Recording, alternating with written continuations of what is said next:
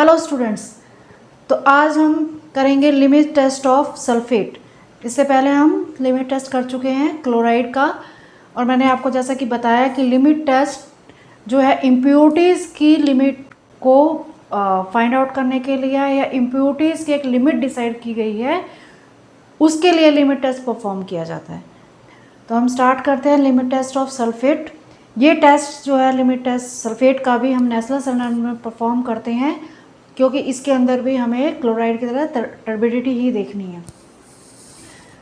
तो प्रिंसिपल हम बाद में करेंगे, सबसे पहले हम रिएक्शन देख लेते हैं। इसके अंदर क्या करेंगे, हम सल्फेट लेंगे। सल्फेट कौन से वाला, मतलब कि जो हमारा सैंपल है उसी का ही हम सल्फेट ले रहे हैं।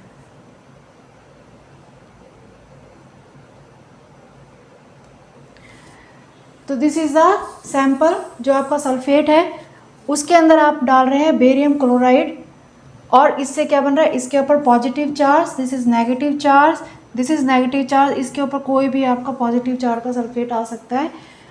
अब ये positive charge react with the negative charge, ये बन जाएगा बेरियम सल्फेट, और ये जो सिंबल है इसका मतलब है कि ये पार्टिकल्स, सॉलिड पार्टिकल्स बन जाते हैं और वो टर्बिडिटी शो करते हैं, और 2 क्लोराइड आयंस जो आपके बाहर निकल जाते हैं, राइट। अब हम इसके अंदर जब आप करते हैं तो आपने देखा होगा कि इसके अंदर हम बेरियम सल्फेट की as it is barium sulphate use नहीं करते हैं, इसमें हम बेरियम क्लोराइड का रिएजेंट यूज़ करते हैं, या सॉरी बेरियम सल्फेट का रिएजेंट यूज़ करते हैं, ठीक है। उस बेरियम सल्फेट के रिएजेंट के अंदर ही आपका बेरियम क्लोराइड प्रेजेंट होता है, और वही रिएक्शन के अंदर बेरियम सल्फेट बनाता है। अब इसके अंदर रिएजेंट क्यों यूज़ करते हैं, रिएजेंट जो होता है किसी भी रिएक्शन को इन्हांस करने के लिए बहुत तरीके से, जैसे कि हमने हमारे क्लोराइड वाले लिमिट टेस्ट में पढ़ा था कि उसके अंदर हमने HNO3 डाला था। HNO3 जो है वो क्या करता है, कॉमन आयन इफेक्ट से उसकी रिएक्टर जो स्पीड अप है रिएक्शन वो बढ़ा देता है, कि वो एसिडिक मीडियम उसको प्रोवाइड करता है, और एक कॉमन आयन इफेक्ट की वजह से ये काम करता है। इसी तरीके से बेरियम सल्फेट के अंदर भी जो बेरियम क्लोराइड बनने जा रहा है उसके अंदर हम एज इट इज़ अगर बेरियम सल्फेट रहते हैं तो उसके प्रेसिपिटेट इतने अच्छे नहीं बन पाते हैं, वो प्रेसिपिटेशन नहीं हो पाता है, इसीलिए हम उसका बेरियम सल्फेट का रिएजेंट बनाते हैं, ठीक है। अब बेरियम सल्फेट के रिएजेंट में क्या होता है, barium chloride, potassium sulphate, ethanol, right. ये क्या है, barium sulphate reagent, barium sulphate reagent. अब इस रिएजेंट के अंदर जो जो चीज़ें डाली गई हैं उनका कुछ काम होगा तभी वो डाली गई हैं। तो इसमें बेरियम क्लोराइड तो आपका क्या करेगा, बेरियम सल्फेट के साथ रिएक्ट करेगा, ठीक है। K2SO4 यानी कि पोटेशियम सल्फेट जो हमने इसके अंदर डाला है वो क्या करता है, increase the sensitivity of the test, provide ionic concentration of sulphate. जो सल्फेट एंड बेरियम सल्फेट हम बनाने जा रहे हैं तो सल्फेट आयंस जो है ये प्रोवाइड करता है अपने यहाँ से, ताकि जो आपका रिजल्ट है उसके अंदर, मतलब कि उसके अंदर सॉलिड पार्टिकल्स बन रहे हैं। सॉलिड पार्टिकल्स का मतलब क्या हुआ कि उसके अंदर प्रेसिपिटेशन हो रही है, तो पोटेशियम सल्फेट प्रेसिपिटेशन में हेल्प करता है by providing the sulphate ions. Then इसके अंदर हमने डाला है इथेनॉल, बेरियम सल्फेट के रिएजेंट में हमने क्या डाला है, इथेनॉल, जिसकी क्वांटिटी ये है, यानी कि बहुत ही कम अमाउंट में हम इसके अंदर इथेनॉल डालते हैं। इथेनॉल क्या करता है, प्रिवेंट सुपर सैचुरेशन की precipitate of barium sulphate in turbidity form.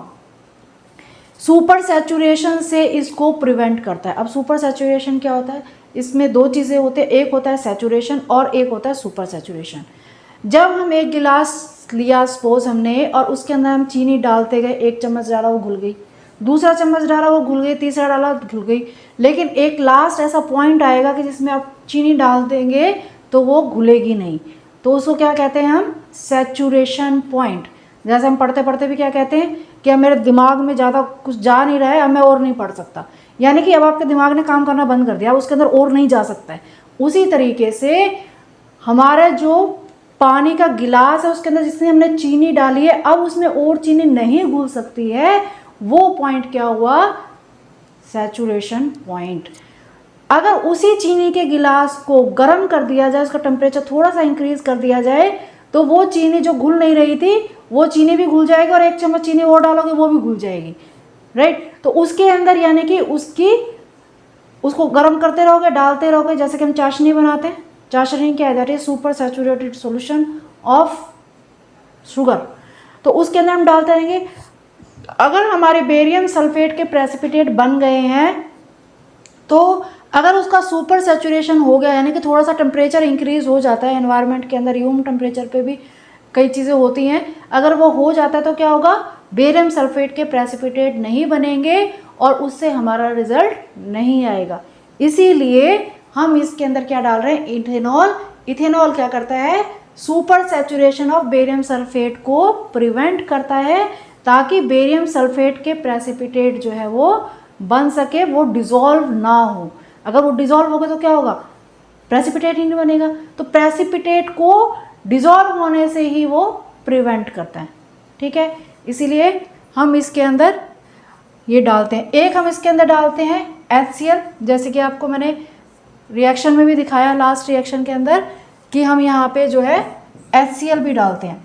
जैसे हमने जो आपका क्लोराइड का टेस्ट किया था, उसके अंदर हमने HNO3 यहाँ पे डाला था, ठीक है।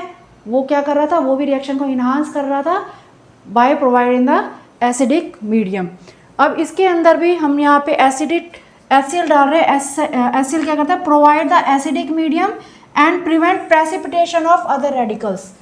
जब बेरियम सल्फेट के प्रेसिपिटेट बनते हैं, तो बेरियम के साथ और भी बहुत सारे रेडिकल्स या बहुत सारे आयंस होते हैं, जो कि जब बेरियम सल्फेट के साथ रिएक्शन करने जाएगा और अपने प्रेसिपिटेट बनाने जाएगा, तो बेरियम के साथ जो रेडिकल्स है वो भी सल्फेट के साथ जाके अपने प्रेसिपिटेट बनाने की कोशिश करेंगे, क्योंकि वो बेरियम के साथ प्रेजेंट है।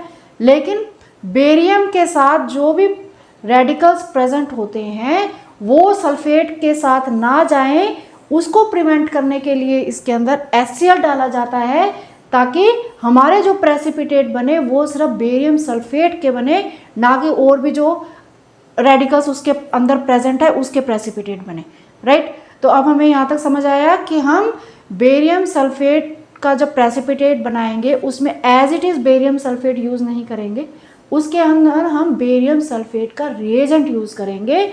Barium sulphate reagent is made up of barium chloride, right, potassium sulphate, ethanol. Barium sulphate जो है वो बेरियम क्लोराइड जो है, बेरियम पार्ट जो है उसका सल्फेट आयन के साथ रिएक्ट करने के लिए हेल्पफुल होता है। पोटेशियम सल्फेट जो होता है उसका, वो उसको आयन प्रोवाइड करता है, रिएक्शन को इन्हांस करता है। तीसरा हमने बनाया इथेनॉल। इथेनॉल क्या करता है?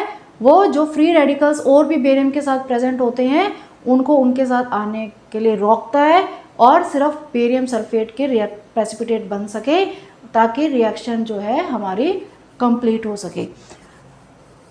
अब इसके अंदर हम वही एक टेस्ट सॉल्यूशन बनाएंगे और एक स्टैंडर्ड सॉल्यूशन बनाएंगे। टेस्ट सॉल्यूशन क्या होगा? जिसका भी आपको कोई भी सल्फेट का आपको सैंपल दे दिया जाए, कोई ड्रग दे दिया जाए, कोई टैबलेट दे दिया जाए, कुछ भी दे दिया जाए, वो आपका सैंपल है सल्फेट का।